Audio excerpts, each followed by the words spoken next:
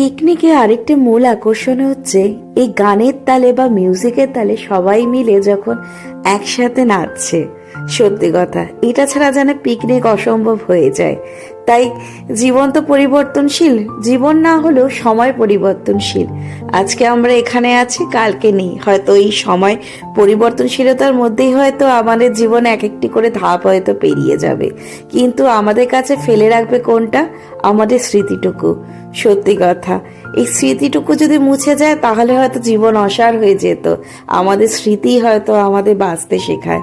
তাই যখন সবাই মিলে একত্রিত হয়ে নাচ গান করছে, তখন আমি আমার ক্যামেরায় এই সব স্মৃতিগুলোকে একসাথে ক্যাপচার করছি।